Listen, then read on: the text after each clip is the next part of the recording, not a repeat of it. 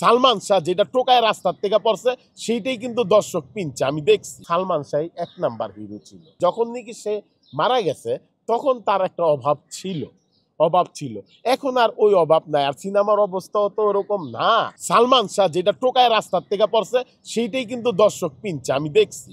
আমি নিজের চোখে দেখেছি, তখন আমি সিনেমায় আসি নাই। আমি অভিনয় সিনেমা হলে সিনেমা দেখি, কিন্তু সালমান শাহর অনেক কিছু স্টাইল মেনটেন করতো হিরো ইয়েরা ছেলেরা মেনটেন করতো, আমার তো খুব ভালো লাগতো।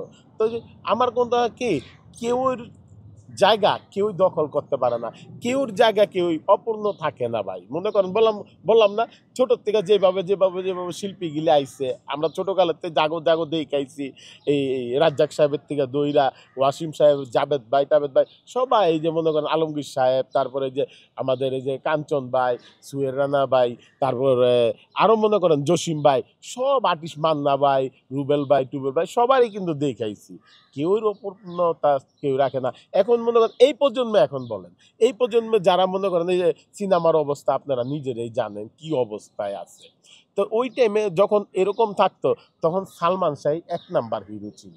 ওই টাইমে আমি শুনছি সে মনে হয় কত টাকা জানি নিছে, 8 লাখ না 9 লাখ টাকা নিছে ওই টাইমে যে কটা ছবি তার রিলিজ হয়েছে প্রত্যেকটা ছবি মনে করেন মানুষের মনে ধাক্কাছে। আর ওই টাইমে কিন্তু আপনি সিনেমা হলে ছিল ভাই, টেলিভিশন কিন্তু কম ছিল, আপনারা এটা হিসাব করবেন। কিন্তু মোবাইল কিন্তু ছিল না ভাই। এখন হলো মোবাইলের যুগ নাকি, হাতে হাতে ধরাই দিছে আপনি একটা হাইরকেন মোবাইল, যে কোনো জিনিস আপনি ফাতা ফাতা করে দেখতে পারেন, একটা জিনিস সার্চ করলে পাওয়া যান গে আপনি।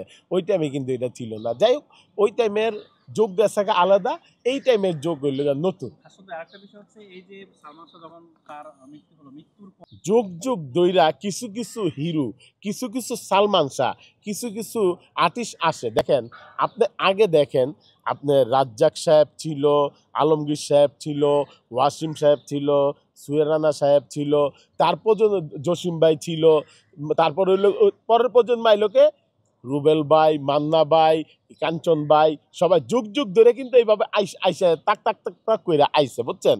তারপর লেভেল আইলো কেন, সালমান শাহ আইলো, ওমর সানি আইলো, এরা কিন্তু আইলো লেভেল হিসাবে আইলো। তারপর নাইম শবনাজও আইলো। যাই হোক, তারা কিন্তু সিনিয়র, যার জায়গা দিয়া সে মনে করেন জায়গা করে লইছে, সুপার হিট হইছে। এখন মনে করেন তার অপন্য যখন নাকি সে মারা গেছে তখন তার একটা অভাব ছিল। এখন আর ওই অভাব নাই, আর সিনেমার অবস্থাও তো ওরকম না যে তার ওই টাইমে তার অভাব করছে মানুষ। বাংলাদেশের সবাই কিন্তু, মেয়েরা তার প্রতি একটা সবকনা ছিল। অনেক মেয়ে মানুষ তার ব্যাপারে আত্মহত্যা করছে শুনছি আমরা। তারপর অনেক ছেলেরা